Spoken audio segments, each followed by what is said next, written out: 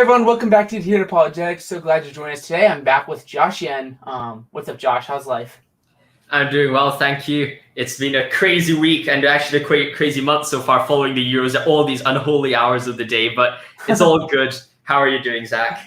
I'm doing pretty good. I can't complain. I mean, I always complain that the Euros are like when I'm working, but I mean, the Euros are when you should be sleeping. So I guess it's rougher for you than it is for me. Yeah. So today what we're going to be doing is we're going to be critiquing 3 different Christian apologetic arguments. So we have different clips queued up, one from Frank Turek on the problem of evil, one from William Lane Craig on purpose without God, and one from Ken Ham on young earth creationism. So we're going to go through these different clips, cue them up one by one and kind of give our thoughts.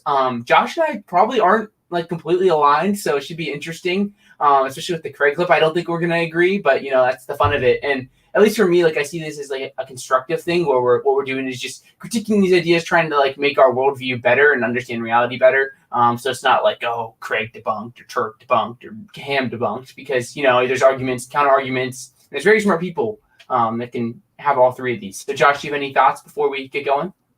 Definitely, I completely agree with you on that. It's very important that we have this kind of internal discussion between Christians as well, because I think a lot of times atheists like have this view of Christians just being in this like Christian echo chamber where they just agree on each other about absolutely everything, when in fact there's a lot of, not division, but there's a lot of different ideas even within the Christian church and the different Christians. And I think it's very interesting to just see, well, what do other people believe? Am I believing in something right? Or is someone else have a better idea than me? And you have to also critique your own views, and just having this kind of internal discussion within Christians or within Christianity is just very important and very helpful.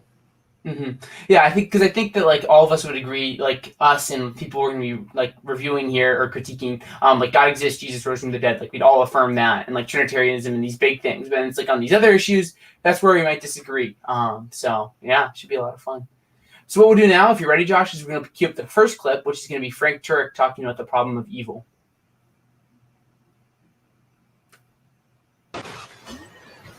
You can hear that? Yep, hear it all right. Ladies and gentlemen, does evil disprove God? Some atheists say it does. While it is a very difficult and expansive issue, certainly nothing we're going to answer here completely in 2 minutes, I can say this. I don't think evil can disprove God. In fact, if evil exists, God exists. It's exactly the opposite. Evil disproves atheism. Say why?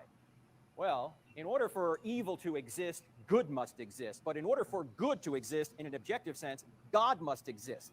So evil doesn't disprove God, because you wouldn't even know what evil was unless good existed, and you wouldn't know what good existed unless God himself existed, because God is the standard of good.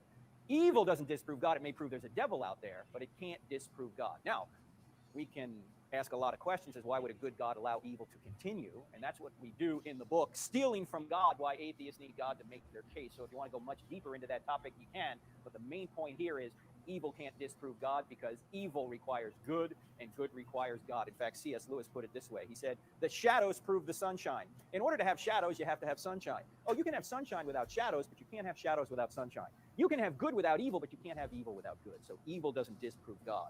It actually shows God exists. Yeah, this is an interesting clip. I think Turek's argument would be something like, if evil exists, then moral realism is true, and if moral realism is true, God exists. So I think that's kind of what he's getting at. But I don't know. I think there's a lot of problems with it. What are your thoughts, Josh? I think the first thing we have to do is appreciate the cinematography. I mean, man, the amount of camera angles that video has and how it perfectly moves up and down to fit his face is just beautiful. I've always had that feeling that if we had this matching cinematography, we will have just blown up all over YouTube already. So maybe we should start hiring a new cameraman to film us talking. But I think that I completely agree with you. I think that is a very good summary of that video. You do have that kind of idea saying if evil exists, then there's some sense of moral realism, but then moral realism is only dependent on God. So I think that's quite a good way to put it, or at least a good summary of his argument. Yeah. So, I mean, I guess I can kind of just go through like my issues, like critiquing this argument. And I think like one of the things is like, at least a lot of times, like theists assume that the only way we get moral realism is like if God exists, which I mean, it may be true, but it's not a given. So like if I think about like Turek's argument, it's not necessarily true that if moral realism is true, then theism is true. So there's like one issue there. Maybe it's true or not, but like the bigger problem I have is like the problem of evil isn't like what Turek really thinks it is. It's more of like an internal critique of theism. So it kind of says like, if God exists, like this perfectly good being, we expect certain things maybe not to occur, like say like natural disasters or like evils and like the history of the past, or like animal suffering, all these things. And like, so this doesn't really get like around to like the actual problem of evil, because it's more of like an internal critique of theism rather than just like, well, if evil exists, it has to be like this real true thing, and it can only be this real true thing if God exists. So I don't know. That's a couple of my issues with it. I completely agree with you on that, especially the part about kind of him not understanding that the problem of evil is an internal problem. I think that it's possible, and I do think that the moral domain is something which is not, it's not exactly fully natural in the sense that there is kind of a supernatural. Not sure that's perhaps the best way to put it or with the wording, but there is some sense of it's impossible to prove a natural kind of means the existence of moral values or something like that. But then of course that can be put aside for now, because I think it is a very, very big topic, and I don't think the video does that topic enough justice. Like there's so many different types of moral kind of ideas or moral kind of method making in that sense, which is just so much bigger than this kind of small video. But at the same time, I also agree with you on the sense that, well, when you see what the problem of evil is trying to achieve, it's not necessarily saying, well, evil exists and therefore God does not exist, in the sense that evil exists in the world and we have to achieve it. You can just say, well, evil exists in the Bible. The Bible itself kind of suggests that evil exists. Well, that is inconsistent with the God of the Bible. And as you've said, it's a completely internal kind of critique. It got nothing to do with whether you believe in it yourself. You don't need to believe in evil to make the problem of evil, because the Christian does believe in evil. It's saying, well, there is some contradiction with kind of the beliefs that the Christian has. So I completely agree with you on that one. Yeah, I think it's just important to emphasize, like, Turek's argument really isn't a response to the problem of evil. It's more of just another argument for God. Because I really think that, like, what he's trying to get at is, like, well, there's more realism. And, like, I get, like, when I read, like, things about, like, the problem of evil and, like, some of the horrendous things that happens, like, it just makes me feel like more realism has to be true. Like, it just seems so obvious. But then that's a different argument. Like, that's kind of like a moral argument. So you can turn it from the problem of evil into, like, a moral argument. But, like, when you deal with the problem of evil, Turek's argument really isn't going to hold much water. So, yeah, do you have any kind of other thoughts before we go on to this next clip? Not much. I completely agree with you on that. I just have, yeah, it's just kind of like, as a moral argument itself, it's an interesting kind of discussion, but that's kind of just a side note and less so about the problem of evil itself. Yeah, exactly. All right, so what we're going to do now is look at this next clip, which is William Lane Craig talking about purpose without God. So much for coming this evening to share this special forum with us. The question, is there meaning to life, is closely connected to another equally profound question, namely, does God exist?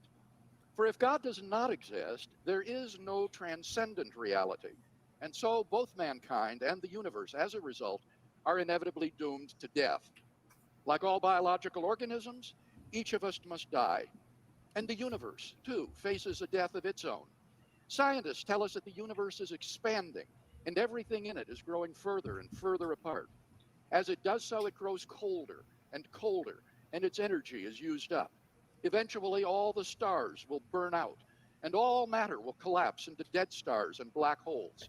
There will be no light. There will be no heat. There will be no life. Only the corpses of dead stars and galaxies, ever expanding into the endless darkness and the cold recesses of space. A universe in ruins. This is not science fiction. As unimaginable as it may seem, this will happen. So not only is the life of each individual person doomed, the entire human race is destined to destruction. I think that's the gist of it. Craig is such a good orator. Like, it's pretty crazy. Like, I was just thinking about it. Like, this is like one of his best, like, kind of like opening statements in any sort of debate. But with regards to, like, what do you think about, like, the content of this, Josh?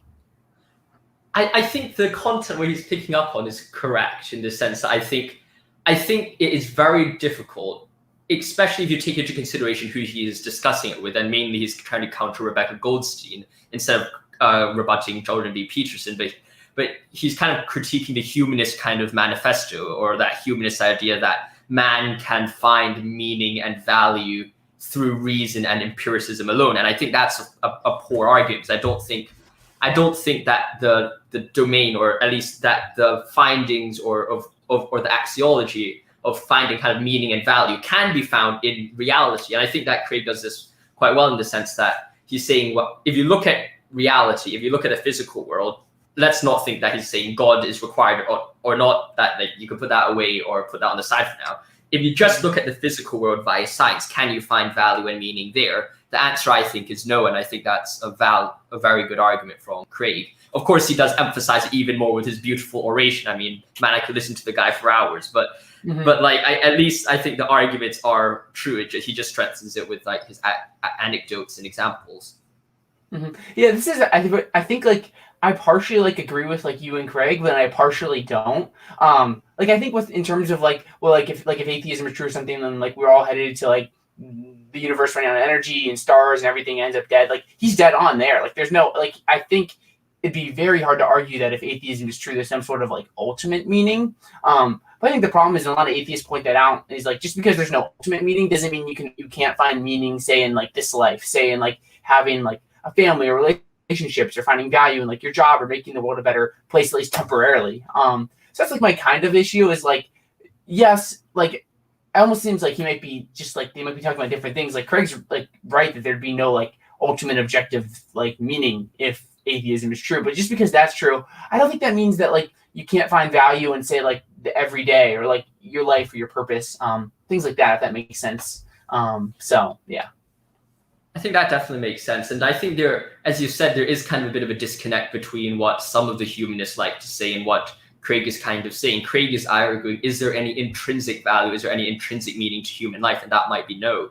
But then at the same time, can you create meaning? Can you create that value for yourself? And well, I think the most intuitive answer to that is yes, because of course you can create value for yourself. The only problem is well, is that creation very persuasive in the sense that if someone's actually struggling with the lack of meaning and you tell them, well, just create meaning for yourself, that might not be the most valuable thing. And especially if you're talking about humanism and people like secular humanism, like Matt Dillahunty, if you're going to use that standard of arguing about the existence of God to the argument of your creation of morals, I think there's a bit of a disconnect here. And I think this kind of disconnect would tie into my discussion about Ken Ham later. So just keep that in mind a bit for those who are watching. But it's just kind of the idea that their acceptance of the creation of their own meanings and value for themselves is more than just an act of faith. It's just complete creation ex nihilo of their own values and meaning. And if you accept that, then I think you can accept it. I think it's reasonable to accept that, because if you're on the verge of depression and severe like mental kind of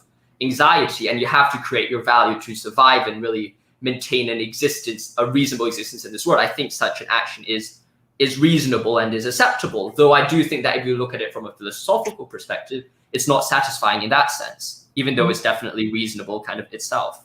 Yeah, I think I agree with you a lot more than I thought I would on this. Because like, yeah, like if you are say like atheism is true and like you're depressed or anxious or something, like it's pretty hopeless. Like you can create your own value, but if you kind of realize like where we're all headed to, that could be very much a challenge. So I agree with you a lot. So I think like why I brought this up is I feel like a lot of times like in this like is life meaningful or meaningless without God?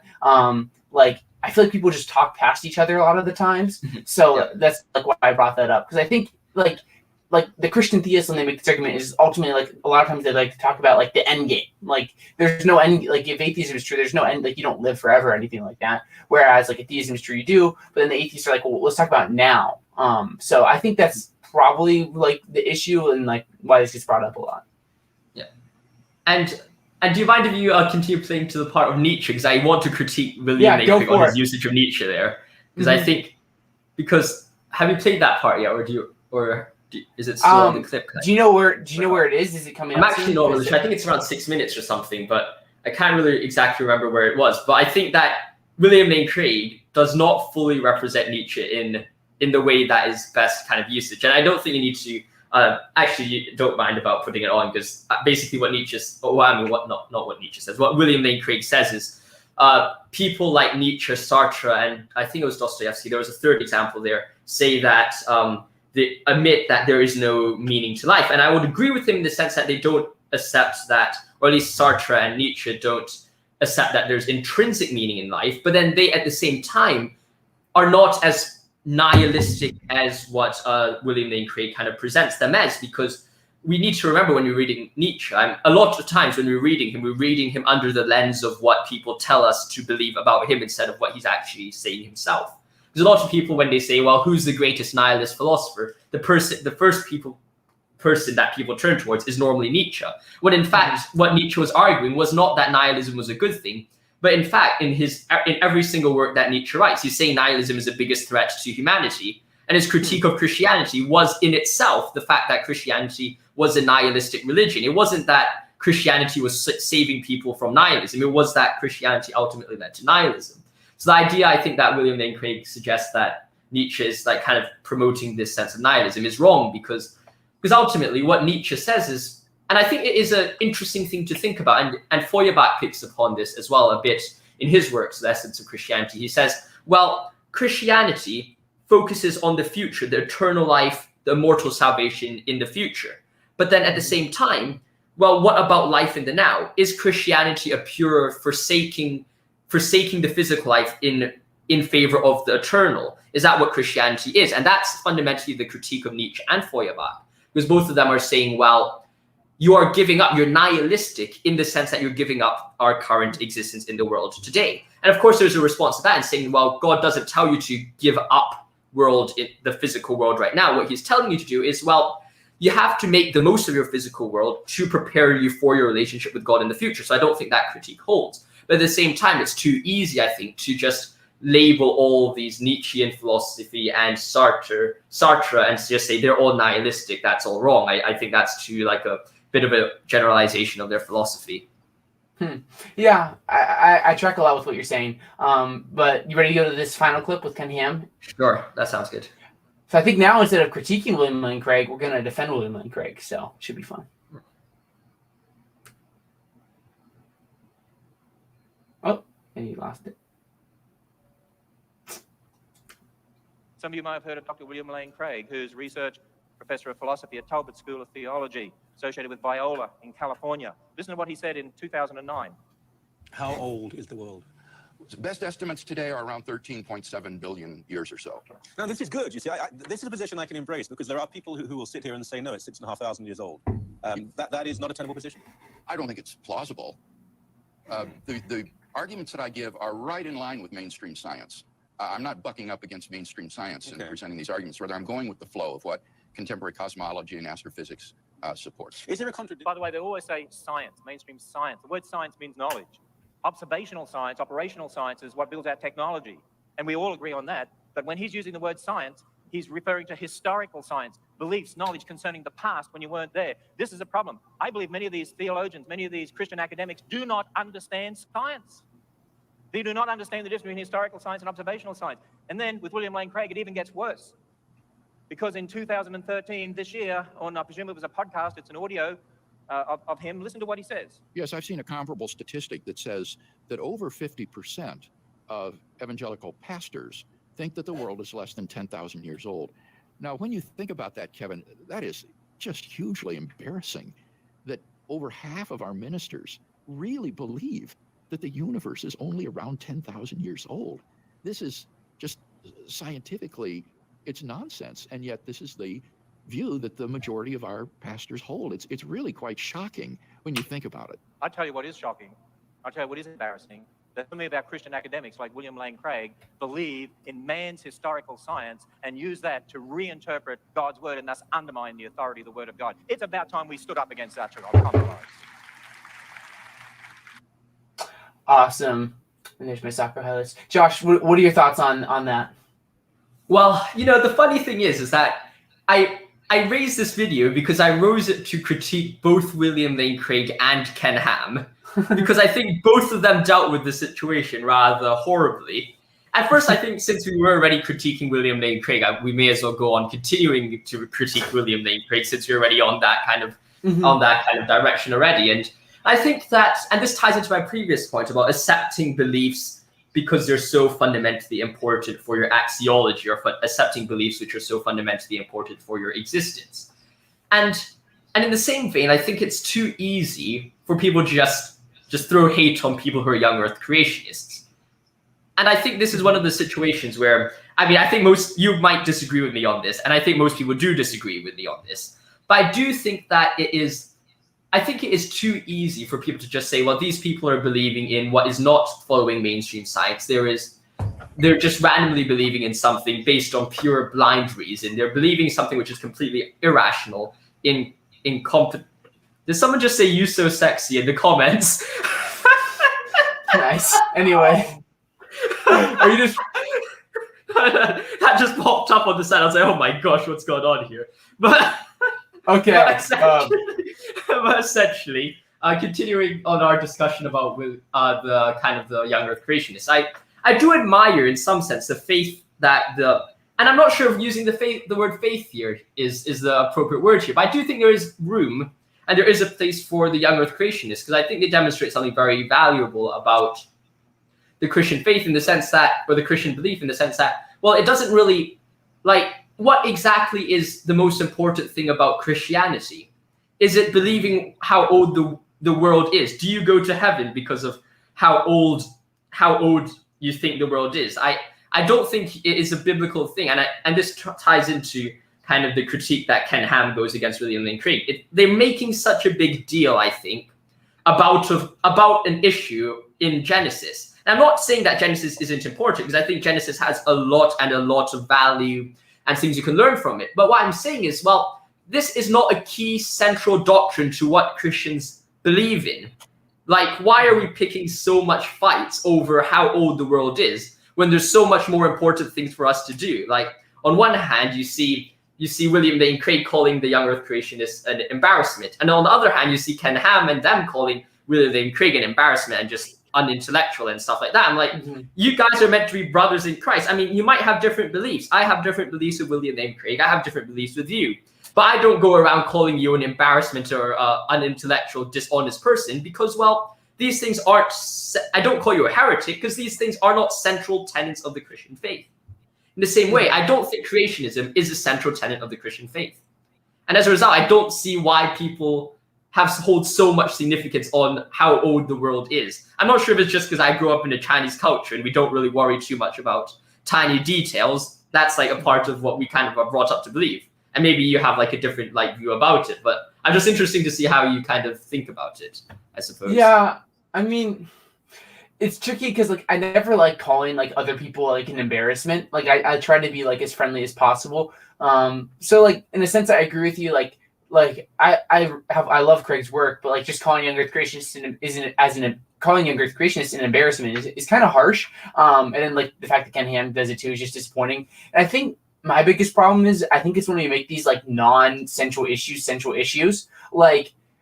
I have a lot of issues with young Earth creationism. Like Ken talked about the observation thing, and for all we know, we were created 5 minutes ago, and all our memories from the past are just they were implanted into us. So if that's our scientific methodology, we're gonna have a lot of issues because we really can't do anything with regards to science. But that aside, it's just when you make these non-central issues central issues, that's where the problems really come. Because it seems Ham is saying you have if you are gonna respect the authority of the Bible, you have to accept this view, and you don't. I understand your interpretation, but that's not the conclusive proof. There's no central articles of if you look at the creeds that say, oh, and you have to believe the Earth was created 6,000 years ago. That's just not an essential issue in Christianity.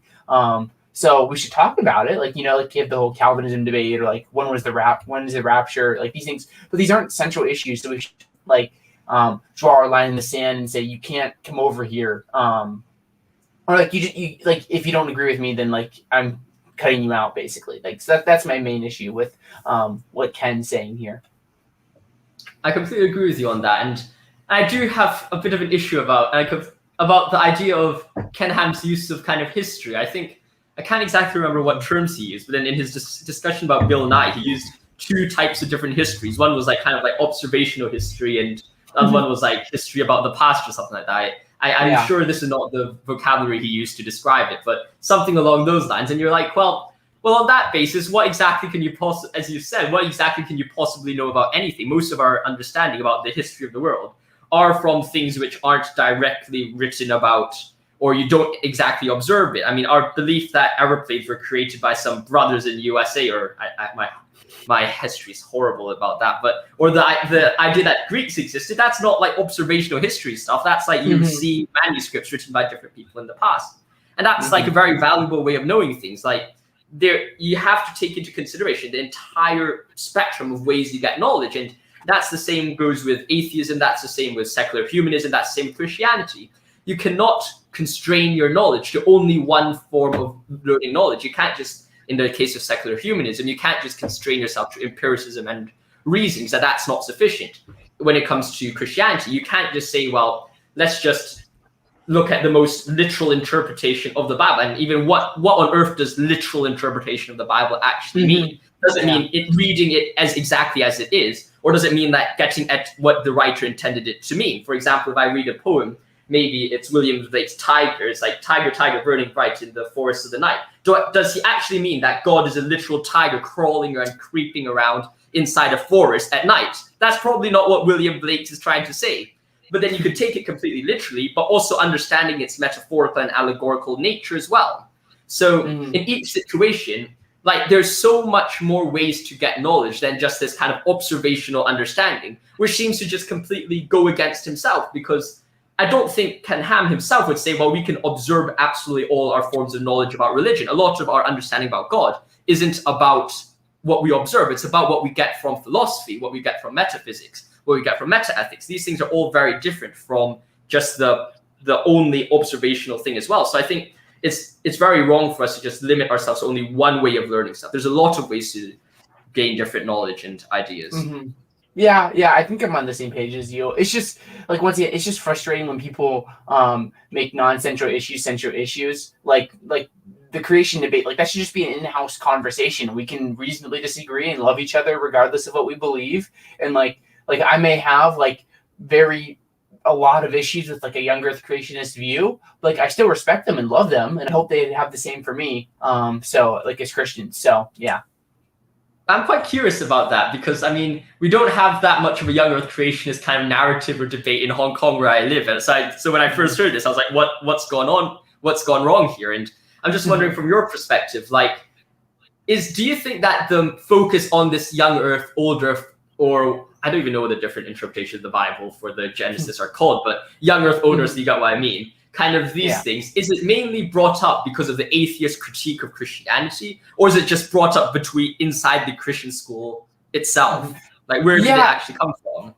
Yeah, so I think like growing up, like it always seemed like we didn't talk about it that much, but like when it got brought up, it was like, oh, we can't accept evolution. That's gonna undermine the Bible, or like, oh, the Earth, like, we have to take Genesis literally. Like there was a time when Ken Ham came to our town, it was like, it was a big deal because it was like he's defending the faith and So I think a lot of the times, at least like in the circles I grew up in, it was kind of like it was a big deal, and like, like if we don't accept Genesis literally, like the whole house of cards is gonna fall.